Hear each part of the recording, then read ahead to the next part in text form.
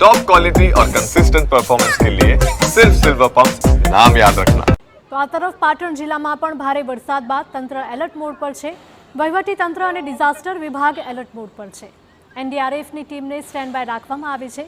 જિલ્લાના તમામ તાલુકા મથકે 24 કલાક કંટ્રોલ રૂમ શરૂ કરાયો છે। સતત પરિસ્થિતિનો તાગ પણ મેળવવામાં આવી રહ્યો છે। એનડીઆરએફની એક ટીમ જિલ્લા હેડક્વાર્ટર ખાતે સ્ટેન્ડ બાય રાખવામાં આવેલી છે। કોઈ કિસ્સામાં કોઈ રેસ્ક્યુ કે એ પરિસ્થિતિની જરૂરત ઊભી થવાના કિસ્સામાં અહીંયાથી તાત્કાલિક એનડીઆરએફની ટીમ પણ રવાના કરવામાં આવશે। દરેક તાલુકા ખાતે તાલુકા કંટ્રોલ રૂમ 24/7 કાર્યરત કરવામાં છે। તેમાં એક જવાબદાર કર્મચારીની પણ નિમણૂક કરવામાં આવેલી છે અને દર 2 કલાકે વરસાદના આંકડા તથા જે નોંધાયેલ ઘટનાઓની પણ અહીંયા જિલ્લા કંટ્રોલ રૂમ ખાતે જાણ કરવામાં આવે છે અને દર 2 કલાકે રિપોર્ટિંગ રાજ્યમાં કરવામાં આવતું હોય છે।